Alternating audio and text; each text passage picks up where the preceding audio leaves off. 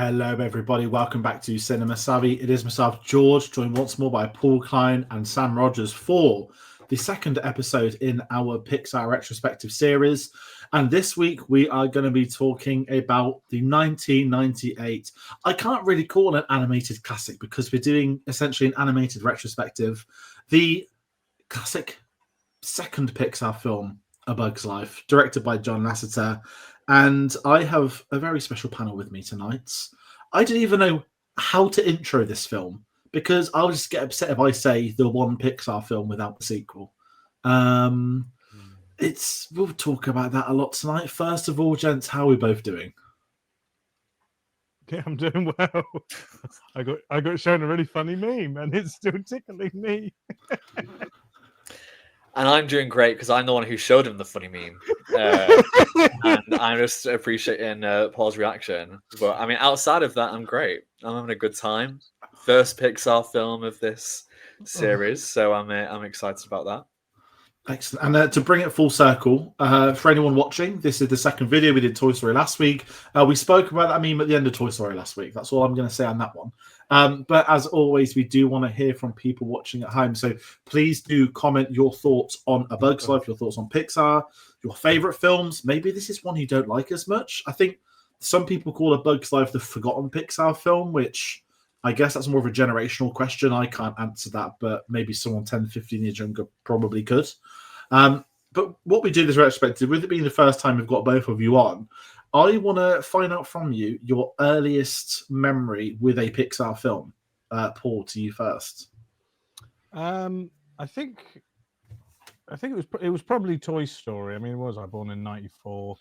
I think I had it. I must have had it on VHS. I think I had a VHS that had just the short films on it, like all the shorts that they started with. I had a VHS of that, and then I do remember A Bug's Life coming out because I had the video game, which was really fucking difficult. It was really difficult. And I also had a room guard. I don't know if you guys remember room guards. They were like X amount big. Basically, it was a motion detector. And I had one that looked like Hopper. And if you walked into the room, it would then move and be like, "You're not meant to be here." And shit like that. Did it have Kevin Spacey's voice? Yeah, it did. It did. That would traumatize some people now. Knowing what we know now, the fact that I was given that for Christmas shows that my family are messed in the head. But yeah, my sister had one. It was a Powerpuff Girls one that was bolted to the ceiling, and they'd fly around and go Powerpuff. My one was Kevin Spacey as a bloody massive grasshopper going like, "It's a bug-eat bug world." My cousin had one which was Small Soldiers. Chip Hazard. You go in there. No, that one was even more disturbing. It was Tommy Lee Jones, but him go, "You've got guts. Let's see what they look like." I'm like, that's worse. That's aimed at kids. I'd never go into my own bedroom. That was wild. 90s, man. Wild West. Kids don't know they're born. But yeah, the video game was a staple of my PlayStation 1 childhood. So good. Excellent. Yeah. Sam? I was trying to think about this. I was born in 95, so I was only a year after, but I remember having the video. I remember having Toy Story and A Bug's Life on video. And no, that's kind of like, I remember, I think I saw Toy Story 2 in the cinema. And I got that video, and I remember thinking when that came out, oh, well, there will be A Bug's Life 2, and then especially after seeing the blooper reel of Toy Story 2, I was like, okay, yeah.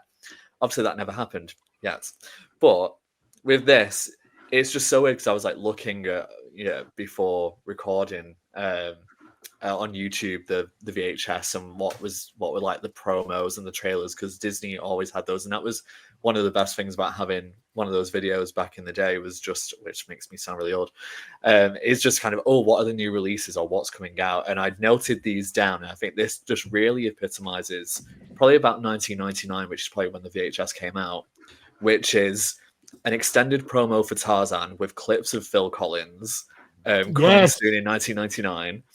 There was then Fern Cotton, wasn't it? Well, then Fern Cotton did The Lion King on stage in London after that. So promoting the hell out of The Lion King and then the CD. Right after that, The Lion King 2 Simba's Pride was coming out on video. Excellent film. Then Mulan, which had obviously been the most recent Disney animation that was coming out on video. And then stay tuned after the feature for Jerry's Game, which is obviously the short for this film. And then when I looked that up, usually there was promos after the Disney films as well, but Jerry's Game took the place of that. So it was just kind of interesting to kind of go back. This one I would love to just have a VHS player, get a VCR, and then play some of these VHSs because it's such a vibe to have. Still got us. And then the wave of nostalgia hitting me right now from you describe. I'm like taken back. It had a green. I'm pretty sure from memory it was green. We had Toy Story, which was a blue VHS, as in like the plastic on the side, I should say, not the tape. Toy Story 1 was blue, I think. Toy Story, I think Bugs Life might have been green. And Toy Story 2 was definitely white. And they stood out because normally you'd get like transparent cases, wouldn't you? I don't know. Obviously, Rugrats in Paris was an orange cassette tape. I remember that. Yes, it was. Also, that one game.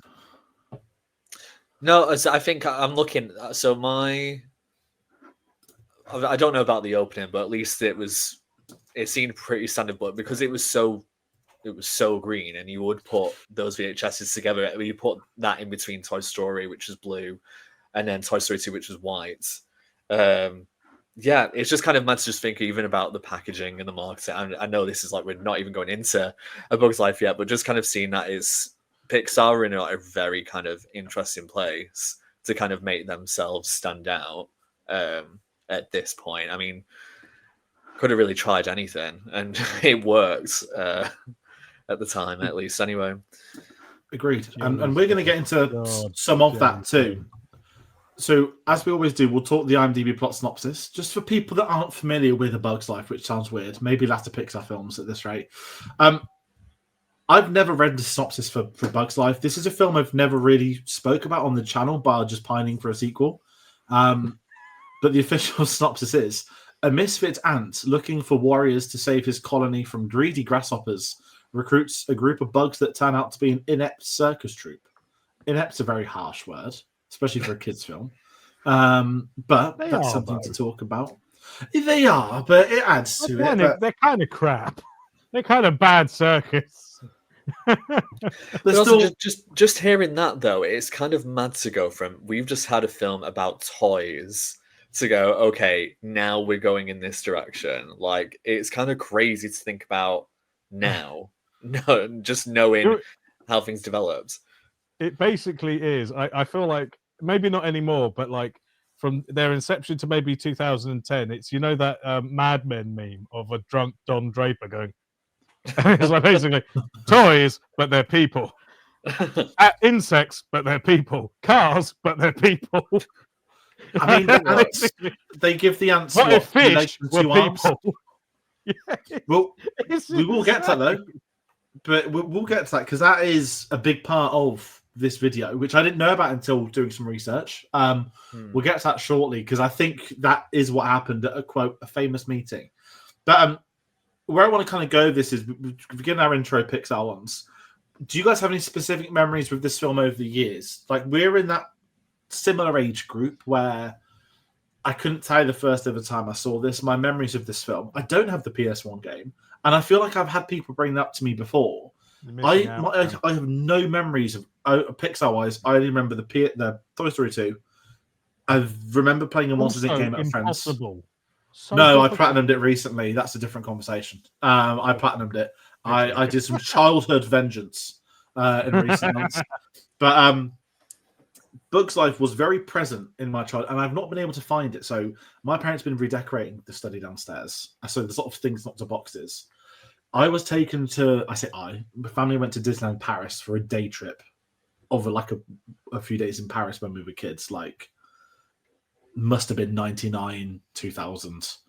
I have somewhere, and I know this is a thing now because I'm an adult that unfortunately knows too much about like merchandise.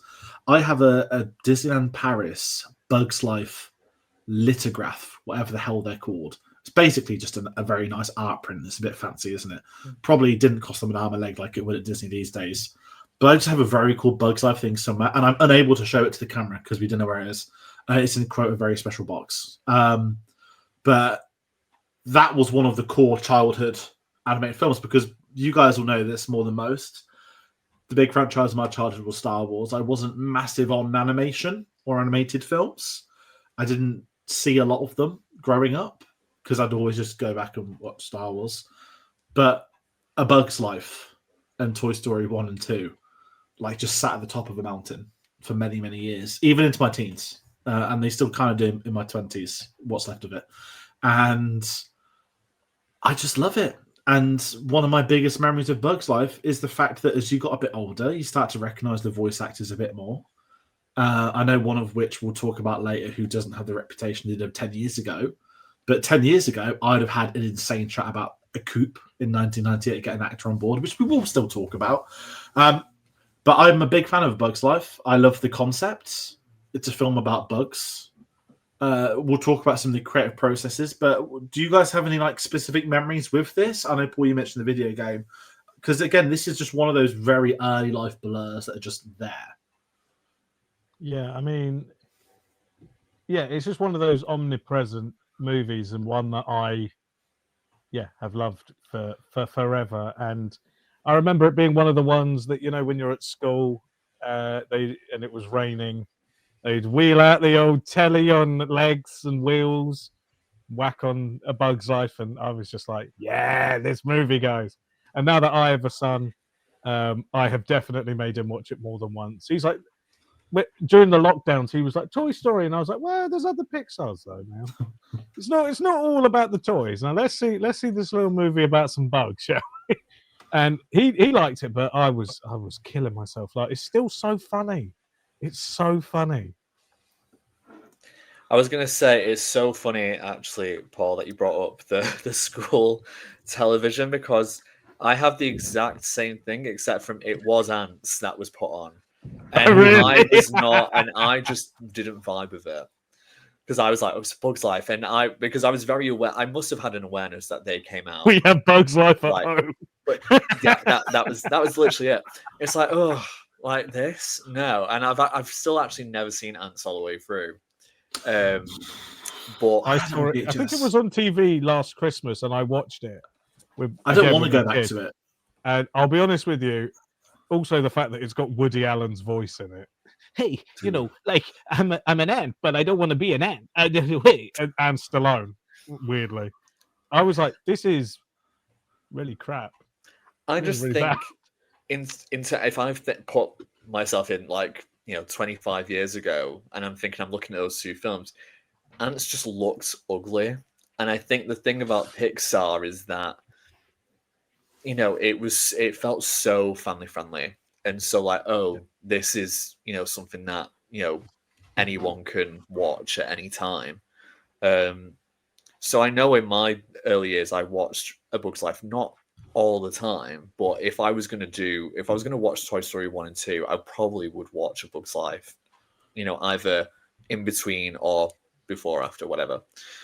I think once DVDs got real kind of mainstream and I wasn't watching videos too much, then I think I'd stop watching A Bug's Life as much, because we didn't get it on DVD.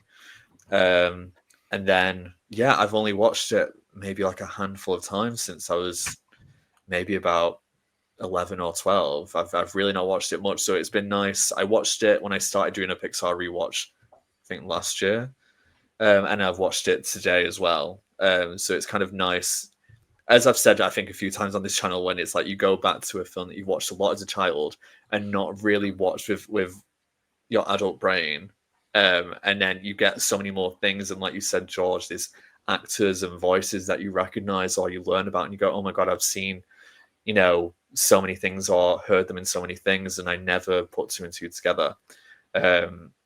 So I have a lot of fond memories of watching this, and I think having, and again, you've mentioned before, George, as well, about having older siblings who will have more of an awareness, who probably were the ones who were vouching to get a film like this at home, so then you would watch it more. And I know my older sister, enjoyed watching those like original Pixar films as well. So it definitely felt like, oh, this was kind of our family's, thing to do. And I think that is really the aim of Pixar, I guess. Yeah, I think certainly without putting us on a pedestal, am I just making this episode going on? I felt like there's like a VHS era, right? Where if you're in an age group to us, as you said, right, the VHS coming on the primary school and the wheels on the rainy day, that's a generational thing. I sense the generation below us would have been like DVDs. Schools probably lined up DVDs. And the generation below them is going to be what would be Disney Plus, where they press a button and it's on. And to be fair, at school, they're probably even showing them films on rainy days these days. They're probably just locked inside somewhere. I don't have any kids to know that, but they're locked inside. Bring the VHSs in. Which one are we going to pick? It was kind of like an exciting thing, or which are the ones that we have in school? It was kind of like, oh, this is an exciting thing. And that's it. And it was A Bug's Life and Anastasia with the two that my school Anastasia had. Was another one that would be like on the list of films. So I feel like every school probably just had. Was that like a Labour government thing? Every school has A Bug's Life and Anastasia. And then the Prince of Egypt, another one, that's somewhat educational. Well, I went to a Catholic school, so they loved the Prince of. They like that in Joseph King of Dreams. Because religious, isn't it? They also at Christmas, Muppet Christmas Carol. Of course.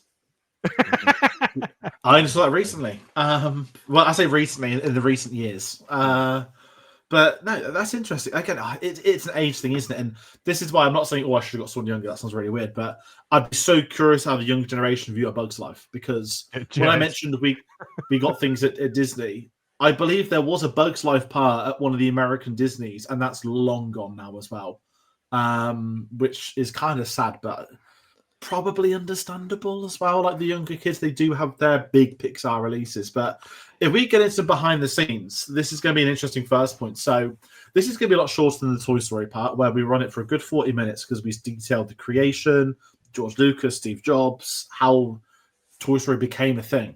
One episode in, we're now at a different point where we get to talk about the concept of A Bug's Life. And the story is there's a very famous, quote, lunchtime meeting at Pixar with John Lasseter, Andrew Stanton, Leon Creed, all the key creatives that were involved in Toy Story. Not Joss Whedon this time.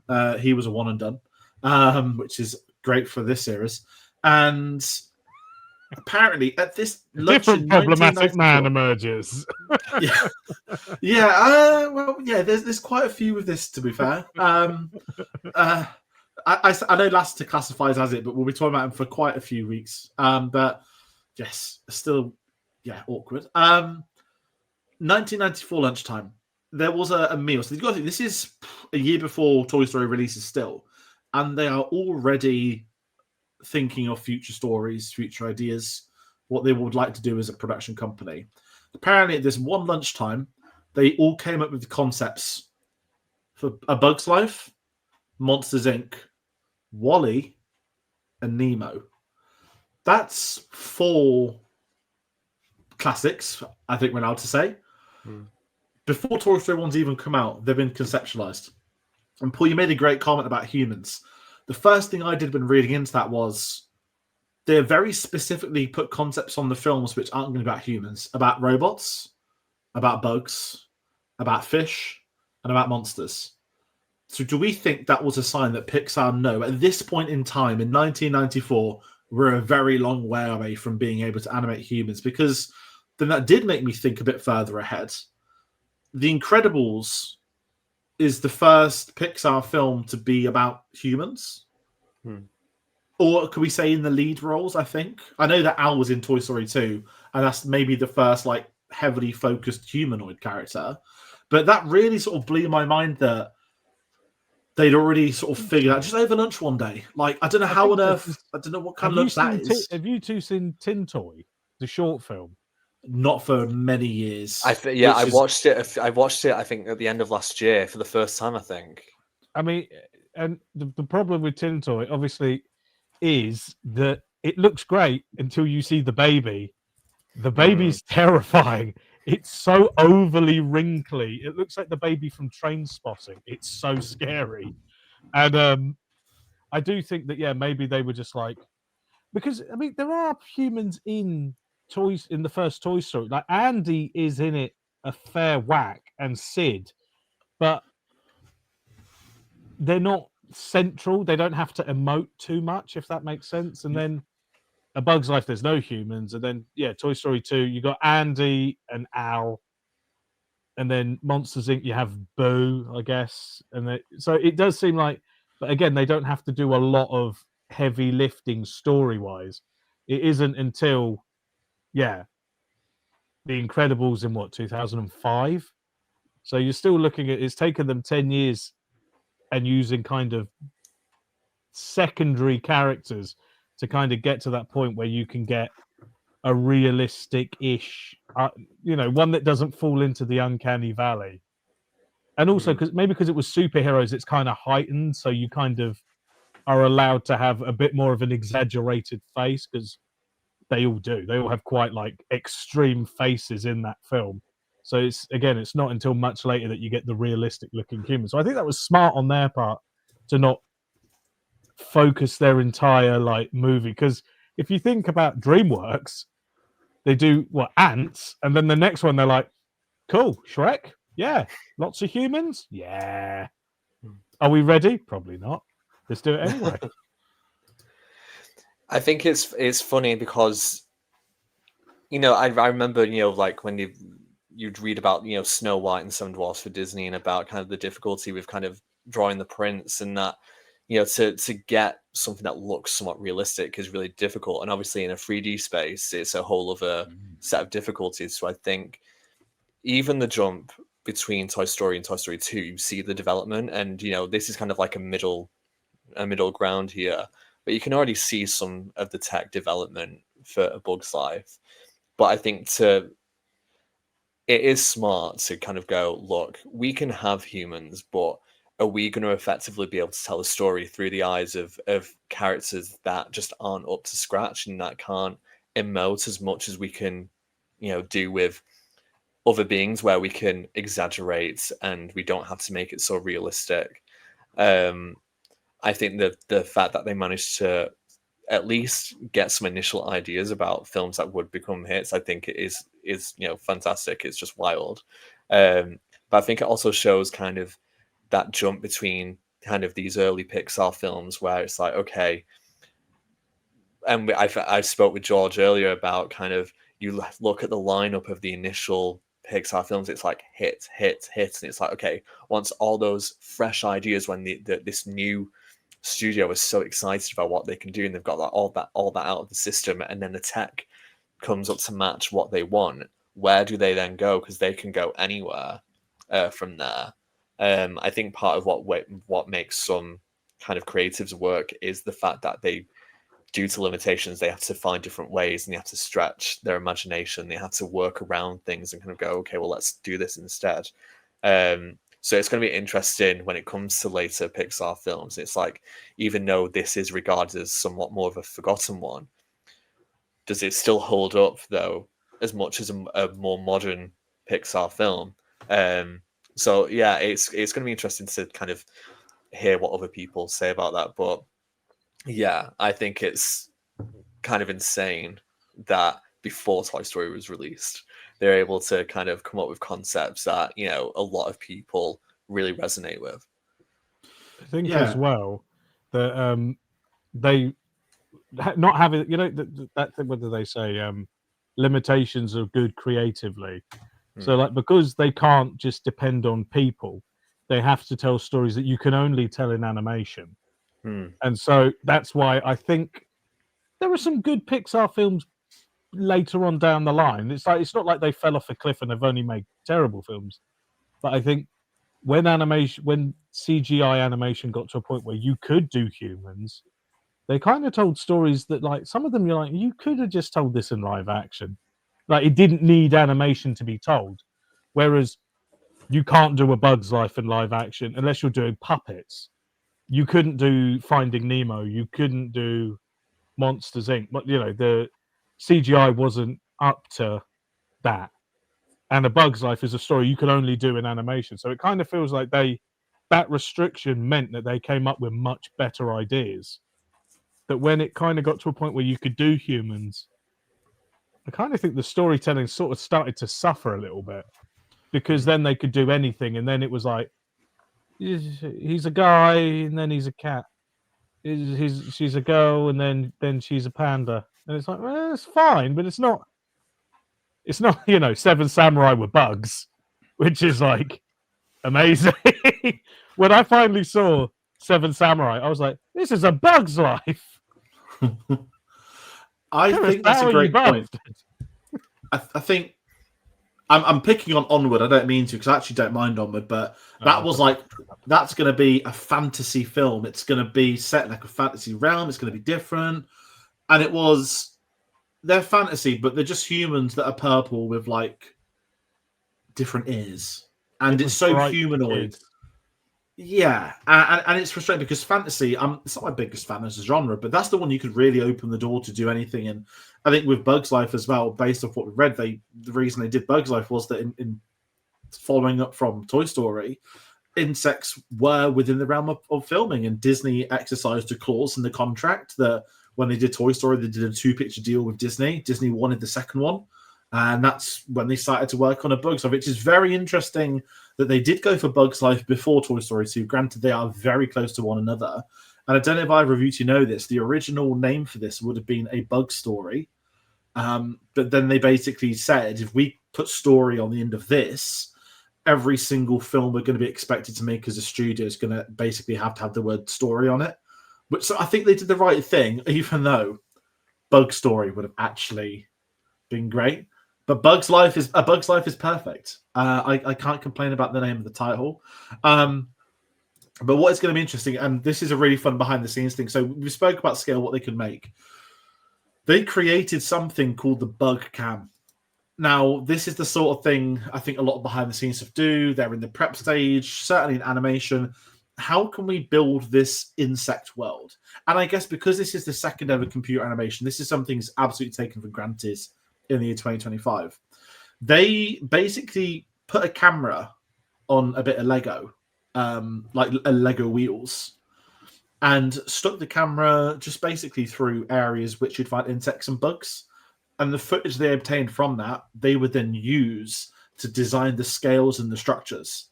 And this is something I thought about watching it on a rewatch, because I've never really paid too much attention to it. And I love the director, Gareth Edwards. He is one of the best directors at shooting scale. Whether people like his films, his story, that's definitely a conversation to have. But one thing is how he's able to scale certain elements or creatures or monsters. And I felt that yesterday of Bug's Life, where I never really took the appreciation in for this is how they're going to approach this. I know you get, this the rain is like bombs going off at war at the end. And these tons, and I never really thought about that. And again, for a second film, it kind of makes sense that it would have that feature. And I don't know what you guys thought of the scale stuff. Have you ever noticed it till I've said it, or is there anything you've noticed? Because as a kid, I don't know what scale is, let alone know about it. Like, I wouldn't know what to talk about. I just like these cool bugs. But as an adult, you get to really appreciate the creative decisions behind the scenes. And I think going what you said earlier, Paul, as well, it's the studio is able, because they're limited, not like they're trying more, because that's unfair on Lasseter's projects, but they absolutely know we have to follow up. This is our second feature as a studio. You get the second feature wrong, you might not have a Pixar studio after. I just thought it was really an impressive approach. I don't know what you guys thought of that too. Yeah, no, I agree. And like you say about, at the end when the rain comes and it's like bombs is a great bit. Even just things when you look at, things like just leaves, how big leaves are compared to them, and stuff, it's all just stuff like that you don't really think about at the time, but afterwards you're like, oh, I suppose a matchstick would be massive. Yeah. Oh, I suppose a Chinese takeaway box would be like a house. Like, it's just little things like that where you're like, oh, that's actually really clever, the way that they've done that. And then, I think it is a really they've actually thought about the world. The fact that, where they have all the grains, like their silo of grains, is like a hamster feed it like water tube. It's like, oh, that's so clever because that would be massive to a grasshopper. I just think, I think it's really clever. Yeah, and it's not something that you would totally recognize as a child, but I think looking at it now and kind of looking at what Pixar were doing, you can tell that with this film they at least had Toy Story to work off of, where there is kind of different sizes and scalings there. Characters are working with the environment around them, and what might seem easy for a human is going to be a lot more difficult for a toy that's about this big to try and get around a room or to face the elements. So it goes that next level here where we're outside for pretty much the entirety of the film. What do they do with that? Even you mentioned about the rain, things like a dandelion being used as a glider, essentially. And just then how these characters also are in scale compared to each other, how kind of the circus troupe are, their different things. And what I love them, probably the most about this kind of thing is kind of the items in kind of that we would utilize that then they use. So you already mentioned about kind of the Chinese like kind of takeaway box and kind of things that are rubbish that actually these bugs are going to utilize as part of their kind of daily life. It's just a really fun kind of environment to play with. And I think I would love to be in that room to be like, oh yes, let's think of this, and oh yeah, we can use this for that. We can use that for this. Yeah, I think it's just so interesting. And I think something that really makes a film like this more unique compared to just something where it's like, okay, it is just humans, about, so.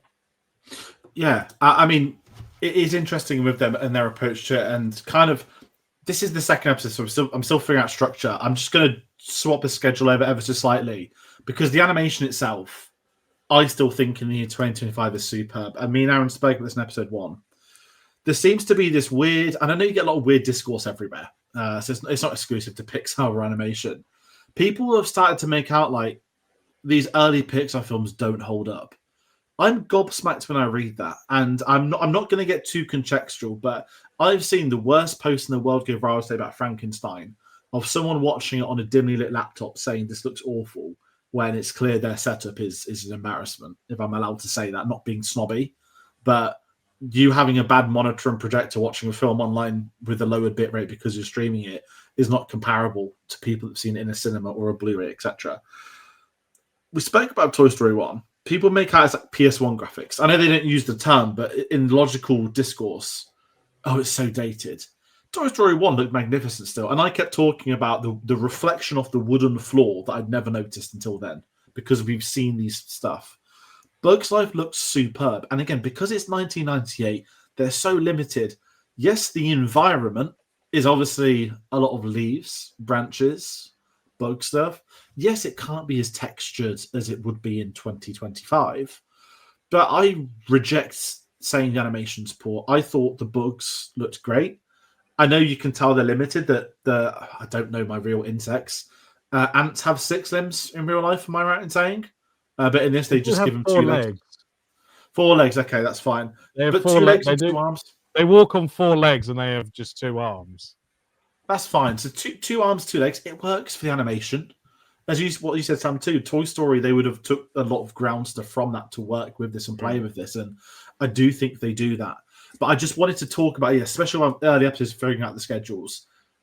I think the animation looks great. And I have especially going to have to add, for 1998, this looks great. And we'll talk about Ants very shortly, because there's a big production issue there. But what are your thoughts on the animation, both? Because it does make sense to talk about it now, doesn't it, compared to later on? Yeah. I mean, I think it still holds up.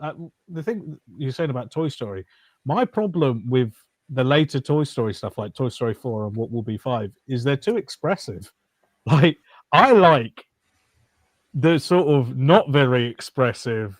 I think Toy Story 3 is the limit of how kind of human-y I want them to look. Now they're too human. Whereas, yeah, I mean, certain moments of Toy Story 1, they're a bit, kind of stilted, I guess. But I still think the animation in this and in A Bug's Life and in Toy Story 2, I'm like, they look amazing. And when people are like, oh, it's aged poorly, I'm like, I don't think, I'm with you. I don't think it has. I think because they knew the limits, they chose a subject and a story where it's like, yeah, I don't buy it. They still emote very well. They still have facial expressions and they still have that kind of human-y look to them, but they're still insects and they don't betray that. And yeah, if you want to see what Paul animated insects look like, watch ants.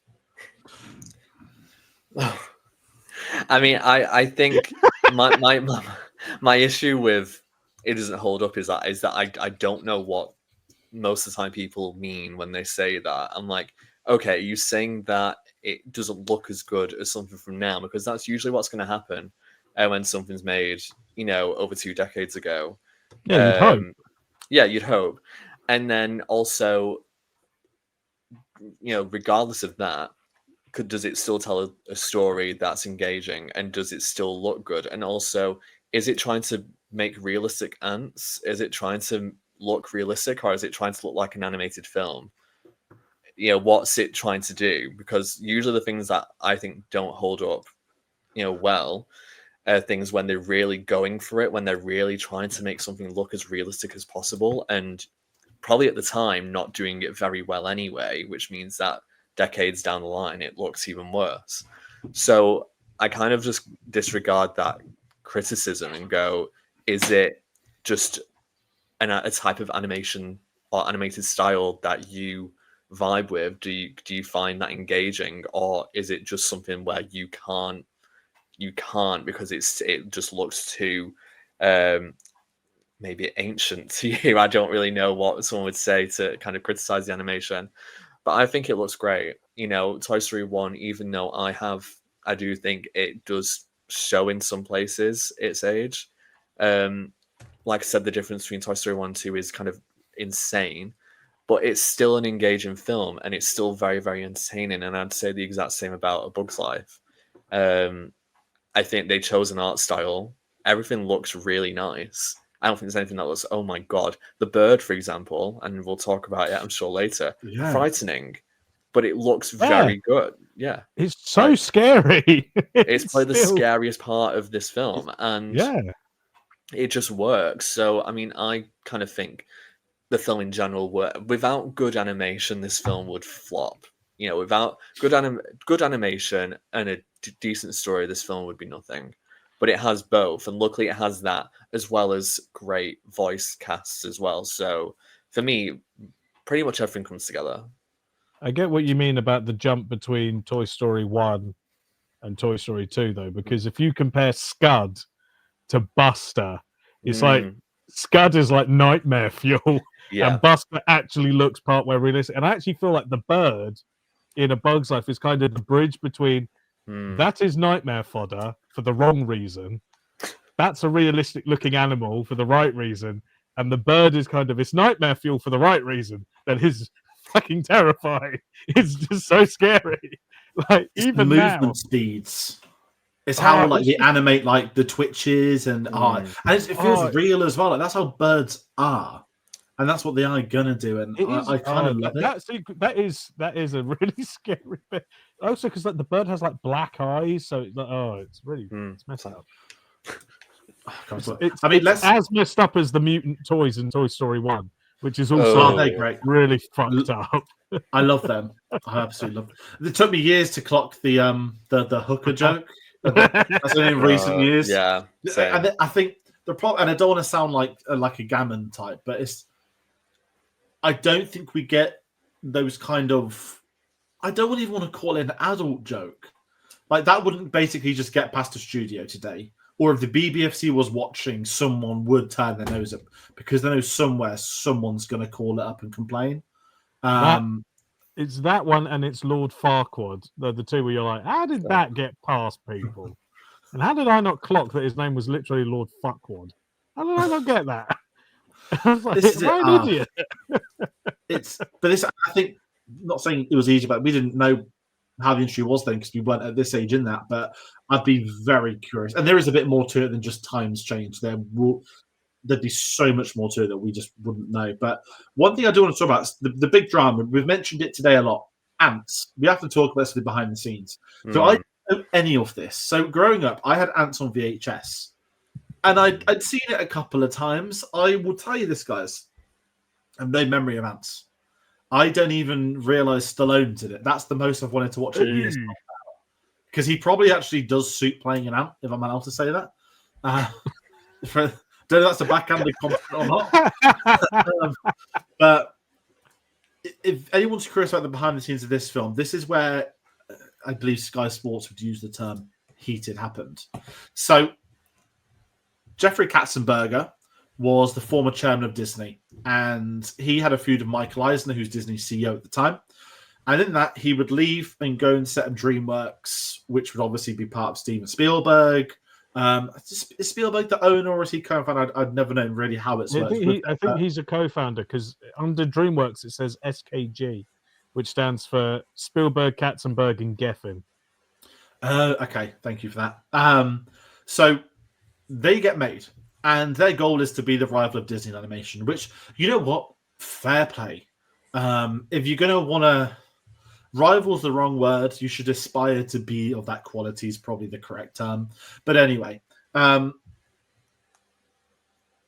it all basically kicked off that because Katzenberg had known of the concept of A Bug's Life, he had spoken to Lasseter about it before. When he would set up DreamWorks and leave, he also purchased a company who they use. They're another computer animated company. I think they were like the second one that were in development or in production. But DreamWorks bought them, moved over. And then they found out about the concept of Ants, that it was going to be, quote, very similar in story with protagonists with certain characters. John Lasseter had known, Katzenberg had known about Toy Story, Bug's Life. The reason for this is because they kept in contact after he left Disney, which I guess is the first big problem there. NDAs exist, my friend. But they would then find out what Ants was, and apparently Lasseter and Katzenberg big time had the falling outs. It got so vile that when Ants released, apparently traditionally Pixar were very happy for, I'm trying to think the right word for this, because they were in an infancy as a studio, an animation studio, a bit like CGI companies, right? You basically got a tower, it's ILM and Weta at the top. They're rivals, but they respect one another. They probably all work between each other. And when Avatar comes out, ILM isn't going to sit there saying, we hate you, Avatar. They'll know that's what we need to be like now, vice versa. Pixar was so angry that they didn't even give the staff a day off to watch Ants, whereas normally if animated films came out, they'd ever shut down during work. They'd all go to the cinema together and like raise each other up. And a lot of the Pixar staff would go to DreamWorks, vice versa.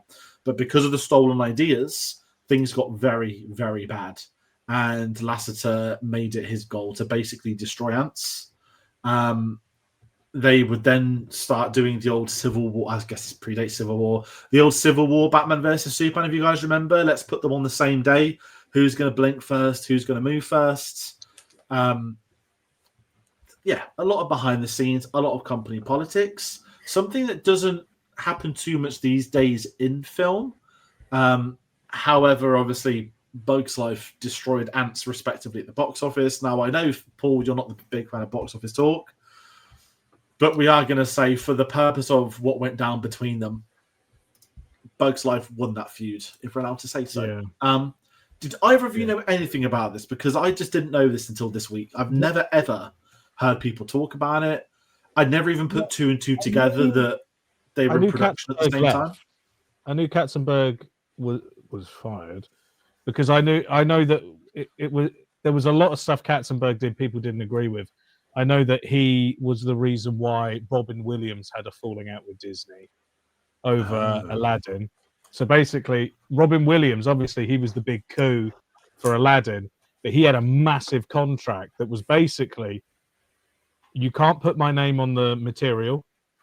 because he had another film coming out at the same, like around the same time. So he was like, you can't put my name on the posters, you can't like advertise that I'm in it, and the genie can't take up more than like it was something like 25% of the marketing material. Katzenberg ignored it. He ignored it. Trailer was like, Robin Williams is in Aladdin. Look at the genie, the genie, the genie. And Robin Williams was like, fuck you. So that's why he didn't return for Return of Jafar. When Katzenberg got fired, Michael Eisner apologized to Robin Williams personally, and I think gave him a Picasso. And that's why he came back for King of Thieves. And was like, we're really sorry about that. And I know that that Lord Farquaad is meant to look like Michael Eisner. So if you look at Michael Eisner and you look at Lord Farquaad, it's meant to be like a caricature of him, which is also, and that's why he's a very short man. That's why he's like, arrogant, gets eaten by a dragon. His name is literally Fuckwad. Like, that is the reason why, is that's like a massive FU. But I knew that there was some kind of rivalry.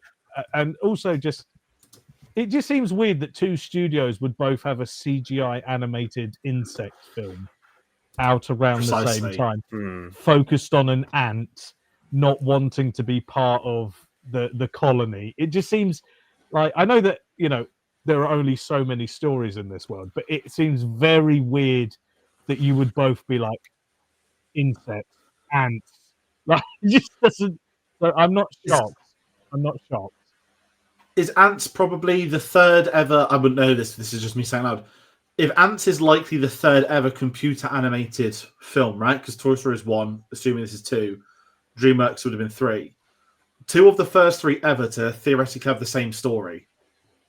That's where we spoke about technology being limited, and they're like, yeah, we've got insects too, ants specifically. What's the difference? Well, yours is called A Bug's Life, yours is called Ants. It's fascinating with a Z because we're cool. We're down with the kids because it's a Z. It's ants. It's and with you mentioning that it has Stallone, if you're getting late 90s Stallone, you are throwing money to get late 90s Stallone as well. Like, big time. We need him in this film. We need these people. What kids are lining up to company politics? What kids are lining up to see a film where the 3 main characters are voiced by Woody Allen, Sharon Stone, and Sylvester Stallone? Oh, and Gene Hackman. Oh, all the kids like it just.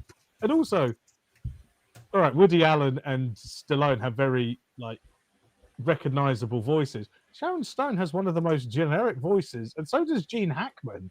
I love Gene Hackman, but he's got a very generic voice, and it's just shit. It's just awful. I don't like it.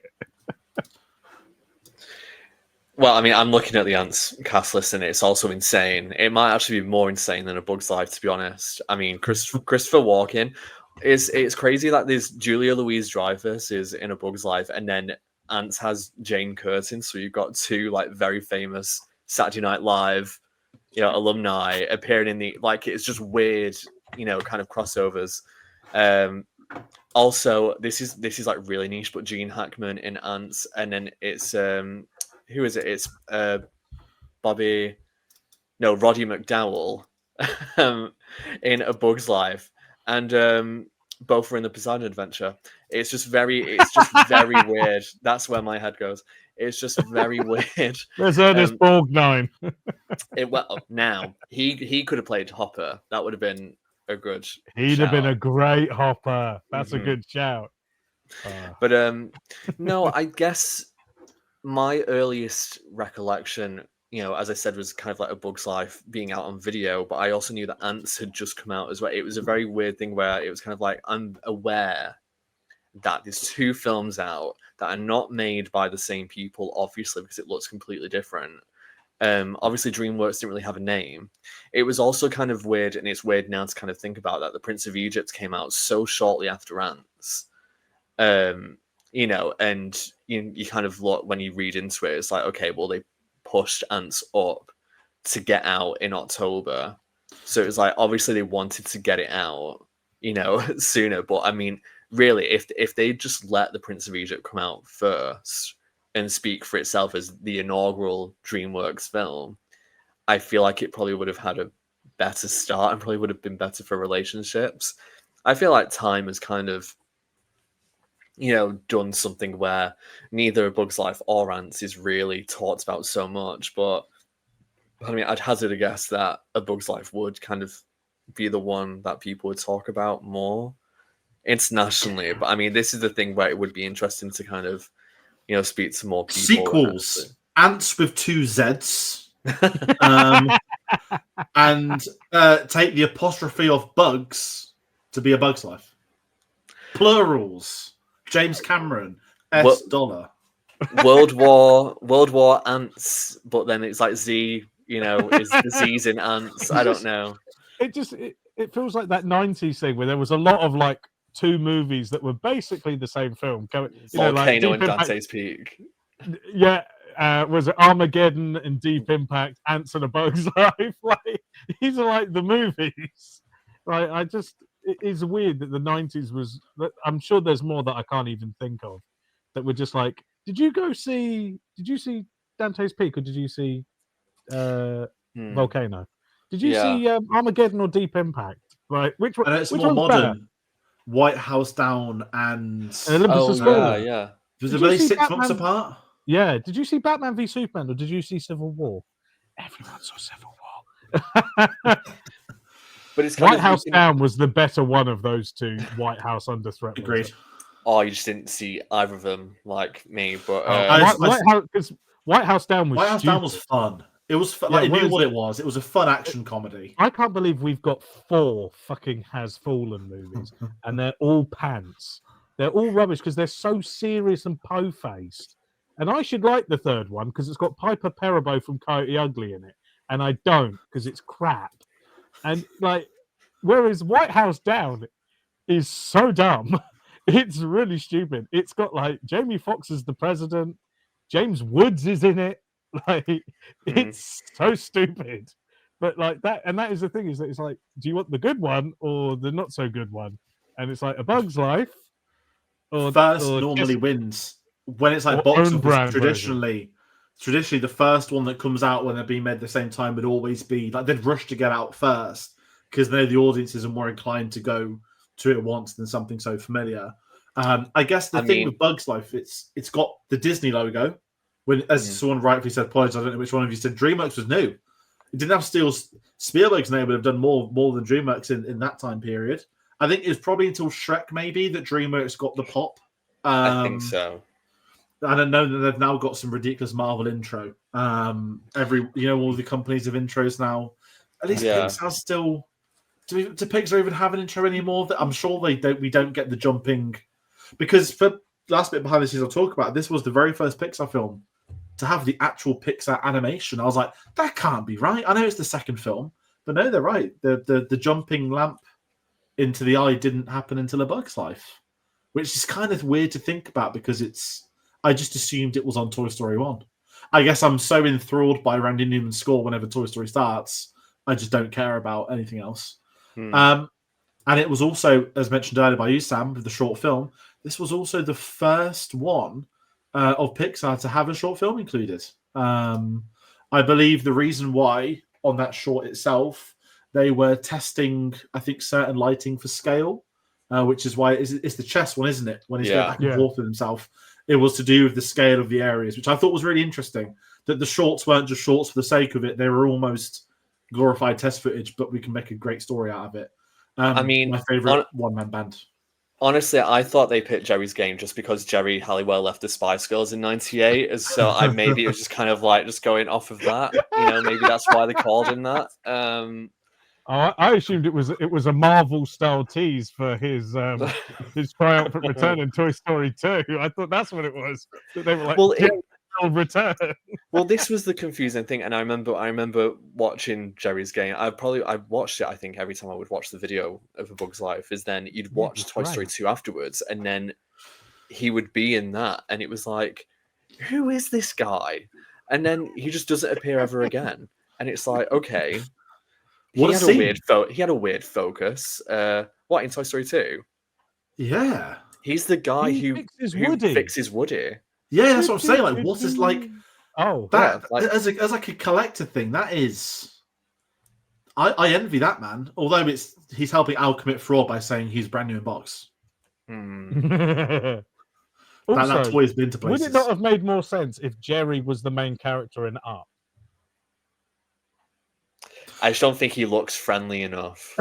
Maybe. He's not meant to look friendly. He'd be like Carl is a Jerry's grunt. last neighbor. Not to be really horrible and take this down a notch. You know, like how they buy all the houses. Sorry, to say this. Sam, I know you watch OBS. That's why I'm going to chat very briefly. Yes. So, like, you know how all the houses around him are sold. You could picture like Jerry being the last one of his neighbors. See, that would have been cute. Like, I love the old Pixar theory. I don't know if I'll ever get the chance to bring it up. I don't know if it's still a thing, but I remember 10 years ago, the Pixar theory was like the conspiracy theory of conspiracy theories. Hashtag where is Jerry? Hashtag where is Jerry? Get well soon, Jerry. He should have been babysitting Boo when she went missing. He should have been having a root canal in Finding Nemo. He should have been rescued by Mr. Incredible. He should be at the restaurant at the end of Ratatouille. He should be in all of them. He should have been the guy. He should be one of the captains of the ship in Wall-E. Oh, no, that's great. Right, I'm very cautiously keeping on the clock. We've got to talk about something big. Well, big, I don't know. We haven't spoken about the story yet. And we're not like our retrospectives. We don't just go through the entire story start to finish. No, we'd be here for 20 hours probably, in a great way. What do you both think of the story? Right, we spoke about the behind the scenes, the concepts, what they did with this, the fact it is Seven Samurai. Do you like the story? Does it work for you? Because for me, I've always liked it. I've never particularly liked Flick. I don't know if that's intentional if you're meant to like him. I know he's the protagonist. He's smart. He's inventive. I've always enjoyed the supporting people around him. And I know we'll get to the characters briefly, but for me, the story, I just love the concept, if I'm allowed to say so, of this is like the hierarchical society within the Bugs world. It's such a simple premise. Paul said they've done what they can with limited availability. Infancy of a new technology is probably the word I should use. I thought the story's great. He has to leave. He has to go out to the wilderness to meet new people, to find new insects, to bring them back to save the colony. It's very simple. It works as a kid. It works as an adult. And I think the film's great for it. As you both said, that you get mixtures, you get war scenes, you get horror scenes, you get outright comedic moments. I think it delivers everything you want from a story perspective, if that's fair. Yeah, I think so. I am a big fan of films about somebody be like a fraud. I love films where someone tells a lie and the lie gets bigger and bigger and bigger, and then eventually it gets found out. And this is like, I think it starts with this one. He tells a lie and it just keeps growing and growing. And also, I think it's one of those films, and Pixar did this consistently for years. I don't think there's a duff character. Like every single character in it is memorable for something. Like you remember Flick, you remember Princess Atta, you remember Dottie. I used to love Dottie, little cute little Dottie. You know, even like all the ones they recruit, Tuck and Roll used to still make me laugh. They're still so funny. And you have the most important thing in the film. You have a really formidable villain. Like Hopper is a really good villain. He's really intense for many reasons. I can't remember the name of the crazy wild grasshopper. Oh, the silent one. Thumper is also terrifying, and also you get the very first appearance of Richard Kind in a Pixar movie as Hopper's brother. He's just hilarious. Like he's so funny. I love Richard Kind, and I'm so glad that he's become like as much of a regular as John Ratzenberger did. And I just think the story is, I like ragtag team movies, and I like movies where people tell a lie and it gets found out. And I think it's just it's also like, it's not overly complicated. He needs to go find some heroes. Instead, he lies. They come back and they've got to lie some more. It's like, it's very basic, but it's well told. Yeah, I mean, my one gripe with the story, like main gripe, would be in some ways, I kind of wish there was more time spent off an island. I feel like we only really get to see such a small, segment of life outside of that. And I think there's enough variety of different kind of bugs and stuff, but I feel like it would have been better to see Flick's journey. And I feel like had they done this film nowadays, they absolutely would have put him on more of a journey so we could learn more as that develops, because it's, as you said, Paul, it's him just lying and lying and lying, and kind of him finding things quite quickly and getting answers, but then having to go, oh, right, I've messed up there. So I feel like that would be my main gripe. But I think luckily, with kind of the cast of characters that you meet in the circus troupe and the voice actors behind that, I think it's kind of crazy, the cast for that as well. I mean, Madeline Kahn, who I didn't really know about until about 10 years ago, is just amazing. I kind of wish she had a bigger role in this, but I think story-wise it works. I think what I've noticed more about watching Pixar films, and right now I've only seen everything up to Toy Story 3 as of recording this video. I've never seen any Pixar film after Toy Story 3. So I've only this weekend watched Up, Ratatouille, and WALL-E for the first time. But the difference in storytelling and kind of emotional beats compared to these early Pixar films is, I think, one of the most interesting things. And I kind of miss not, crying my eyes out at a Pixar film. As much as I want to kind of see a character go on a journey and kind of have like a really kind of solid conclusion and round everything up, sometimes I like a film like this where it's like, okay, a character's learned his lesson and I've not been traumatized. So it's kind of Inside Out. I can imagine. I'm already scared of it, but You were in for a rough time. But the thing is, at least, with things like Toy Story, it's a really nice ending. With A Bug's Life, it's a really nice ending. The later films that I've seen have nice endings, but it feels like my heart's been ripped out at the same time. And I feel like this is what makes a film like this probably easier for me to go back to than to watch a Toy Story 3, which I need to be emotionally ready to watch that film. I really do. And whereas A Bug's Life, I could probably just put that on at any time. So I think this is probably what as in favor. Not that I'm saying that films that make you emotional or like draw out an emotional reaction like that is bad. I just think in terms of kind of rewatchability, and I think just fun, I probably would prefer to watch this.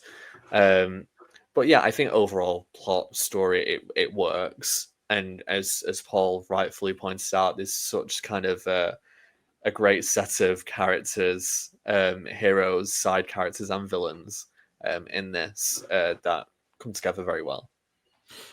Absolutely. I'm glad what you said about the island, because when I was watching this, I did think, wow, like, I don't remember me getting to the circus troupe that quick. Like, I saw it a couple of years ago, but this isn't like my ironing film territory. This is a tangent. I love ironing. It's not a hobby. It's a chore, but it's very peaceful. And something like my dad's always done is that as a house. So when I got told it's my time now, like, as in he used to enjoy doing it, but I told my family, right, this is you. I would always put a film on a mining, and it's films like Bug's Life where it's 90 minutes. I can get everything done in 90 minutes. So watching it yesterday, I was like, yeah, he gets the circus lot. They're there quick. They're back with him quick. And if we talk about some of the characters, because I know we've very much flirted with them, but we'll talk about a couple of the important ones. The character Flick, voiced by Dave Foley. He's likable. I don't have a lot to say about him. It's very generic, which I don't mind saying generic. The logic of him in the colony, the fact obviously there's a love interest as well.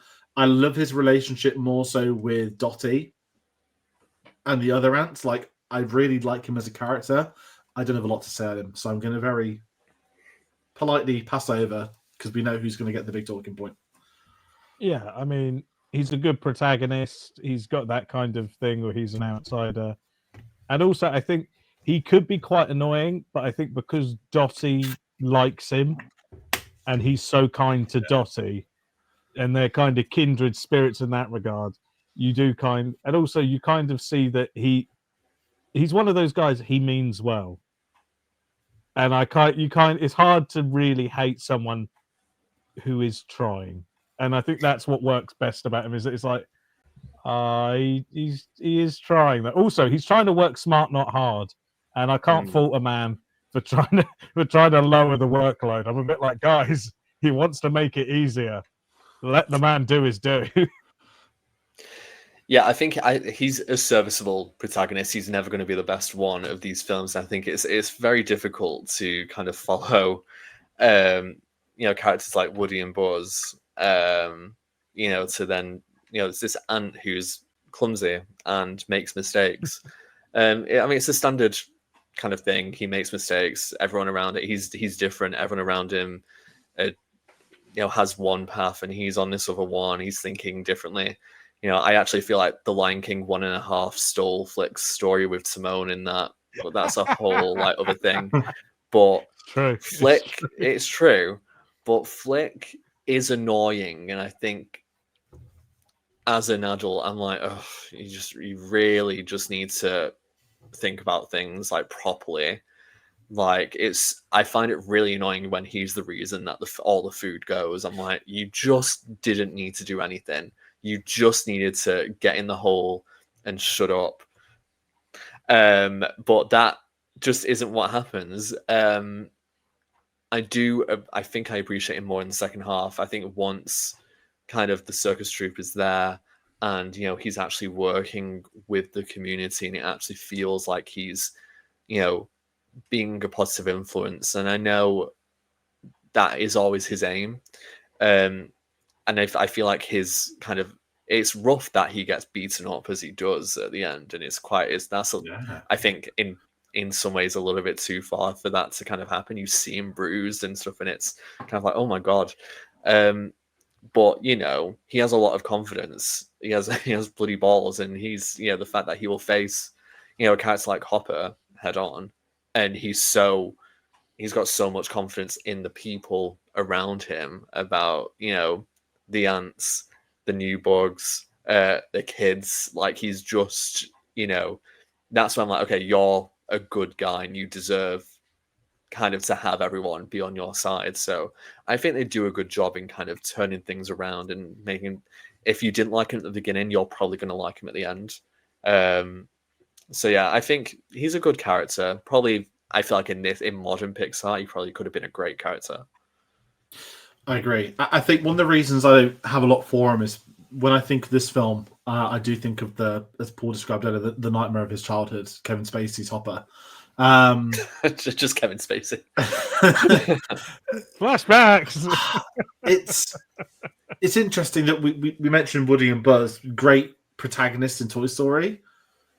I know Sid's kind of the antagonist. Woody is of the first one, but I think this is one of the very rare Pixar occasions where the antagonist is just so much more interesting than the protagonist. I don't know, it's rich to call it, but Kevin Spacey playing Hopper, the grasshopper.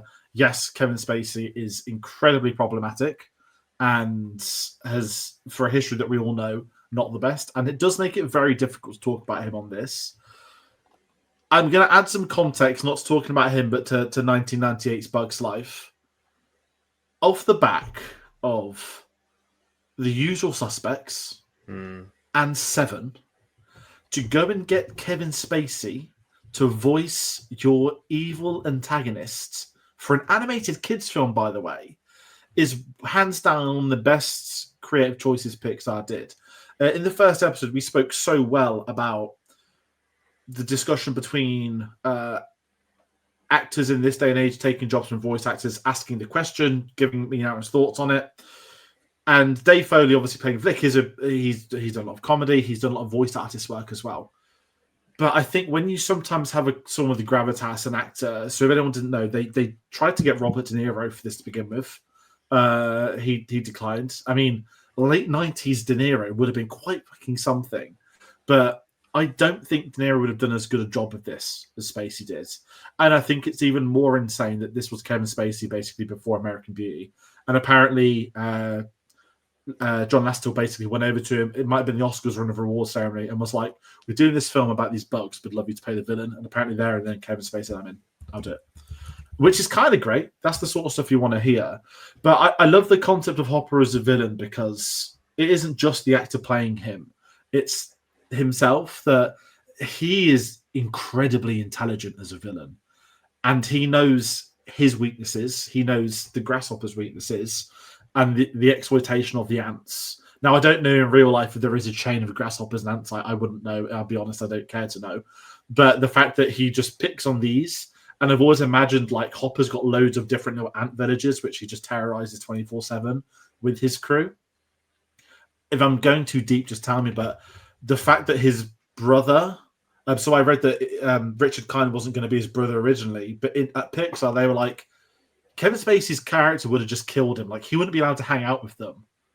There has to be a reason why he's allowed to be alive. And that's where that great line comes from. Like, if my mother hadn't promised to not kill you, I'd have done it a long time ago. And I love him so much that he's articulate, he's smart, he's evil. And we see him at his absolute lowest, his most fearful with the bird. And I think that also adds to it, that you get the weaknesses. I know Pixar in Bugs Life in 2025, people talk about the politics. You know, if one ant stands up, all ants stand up, all that sort of thing. I love all that. I think, and I'm going to say the 2 episodes in, Hopper is one of Pixar's best villains, and I'll be talking about him a lot. Gauntlet thrown down. He is one of Pixar's best villains. He's right up there with some of the big names. But I know we can't really talk about it as much because of the actor, which is fine. But I think Hopper's I agree. I feel the same way about Hopper as I do when I talk about Disney movies and my favorite Disney villains. Because one of my favorite classic Disney villains is Hades, and he's voiced by James Bloody Woods. Problematic AF. But the thing is, I don't think De Niro would have done a good job of Watch Shark Tale, and you'll see that he's not a great voice actor. Oh my god! But what I like about Kevin Spacey's performance is that he's not a shouty villain. That like he is a very intimidating villain. That bit where he said, where he's talking to, I think it's to Atta, and he's like, "Do I look stupid?" He's like, "Do I look stupid to you?" Is a great, terrifying scene when he's like just intimidated, almost for the joy of intimidating. And yet his speech where he's like, "They outnumber us." If one of them figures that out, you're like, he knows the weakness that they have. And that great bit where he picks up the grain and he throws it and he goes, "Did that hurt? No. How about this one?" And then he knocks it down and takes the grass off. Is great. And I actually think that having Richard Klein's character does sort of, it allows kids to be like, it's not all bad. Like, you can also laugh. But yeah, I just think he's a great villain. He's got a scary look about him. Like, even when he talks, his teeth are like jagged. It's yeah, he's just got those yellow eyes, those horrible yellow eyes. He's I think he's a really good villain, and I think Kevin Spacey is good in that role. Also, I think it's interesting because when you look at the rest of the cast, they're all like comedy actors. Like Dave Foley is comedy, Julia Louis-Dreyfus is like Seinfeld, like David Hyde Pierce, Brad Garrett, like they're all like in sitcoms as well. Like it's like you got the collective cast of Everybody Loves Raymond, Frasier, and Seinfeld, and then you just have this like heavyweight Oscar-winning actor that it juxtaposes that kind of the kind of humor you have of these misfit kind of losers and this very real, tangible threat. So that when they're putting on the show towards the end, and he's sat down, you're like, if they fuck up, they are really screwed because he is not messing around. And also, he does have some really funny moments, like when they're watching the play, and it's like the kids are like pretending to die, and he's like, "Wow, it's very good, very good." It's just such a funny aside. But yeah, I think he's great. Yeah, I mean, Kevin Spacey playing a villain. I mean, who would have thought it would work out really well? But Who would have known? who would have known? But no, I feel like having just Hopper and Thumper would have been just too much. So I'm glad that we get what's the brother's name called? I can't even remember. Malt. Malt, he's called, which is a great name. But I think with Hopper, and I think this is what Pixar does well. It's you make a villain that is 3-dimensional. There's something there, and I think just having a sibling like that just adds something. To have a villain who's not shouty or who's not just silent. There's a mixed bag of emotions in this character. Can very dry wits as well. I mean, the scene with the grain, just throwing one and that freaked me out as a kid, because I think it's the switch when someone can be so cool, calm, collected, and then just turn completely evil. I think that can be really jarring. I think for me as a child, that did freak me out a lot. That freaks me out in a lot more of a different way than a character like Thumper, who's so visually kind of disturbing. So yeah, it's a great performance. I can't deny it. I think having someone like De Niro wouldn't have worked as much. I think the actual visual of Hopper, he's physically, he's a presence. When they all land for the first time, and you've got those beams of light from outside, and he's there. It all just works. But I think to then see him get eaten alive at the end is scary in a completely different way. And that I think it just adds so much to this world that we're in which obviously is kind of like an offshoot of the real world, where it's kind of like there's always a bigger fish. It's like there's always something else. Like the grasshoppers have been the villains in this, but the bird has always been kind of this figure that's there. And the fact that they're so scared of that, I just think is a really excellent way of kind of showcasing kind of this chain of command and who's got power, but still kind of telling that story of, okay, well, a character like Flick can change everything. And if it wasn't for him, then the ants would just be, subservient to, Flick and his gang, not Flick, Hopper and his gang forever. So I think having them as kind of the main antagonist works really nicely, even though they don't kind of share too much screen time together. I completely agree with that. And I think with this, it is really fascinating. You brought Phantom Menace. It's going to get a few more mentions today. When they come out the fog, I know this predates the Phantom Menace, but when all the grasshoppers are coming out the fog towards the end, it's like, this is actually quite scary. And I think it does such a great job, as you said, Sam, the food chain, the scale of it all. Even when the bird picks up Hopper, he's tiny in the bird's mouth compared to, it just floats and drops into the children, which is terrifying. But what a way to go. Also, come on, man, the best villains, you want them to go out the best way. You don't want a boring villain death. You want something memorable. And it's very, very similar to The Lion King 2 with Scar and the hyenas. Not too far apart, but very quick, because we won't talk about everyone, we won't have time, but we'll talk about the circus just after Princess Atta. Louis-Dreyfus, one of the great, Paul, you've nailed it earlier. This is a cast full of sitcom actors, and that has to be intentional. I couldn't find any articles on that specifically, but there is no way they went from Tim Allen and Tom Hanks, two massive actors, to then, okay, they've managed to get massive comedic stars, but they haven't gone for necessarily the drama actors. This is a weird group of people. This is going to be a very weird film. Fill it with sitcoms, probably a bit cheaper. I'm allowed to say that contextually, although Seinfeld wouldn't have been. Not Jerry Seinfeld, thank God. That's a very different animated film that we won't be talking about because it's not Pixar as the years go by. But yes, another Inspect film. Another one that makes no sense at all. I've still never seen it. I never want to see it. Awful. It's a meme now. That's when you know it's bad. The generations below memed it. But Princess Atta, I like her as a character. There's not a lot of depth to her. She's very likable. She's the love interest, the future queen.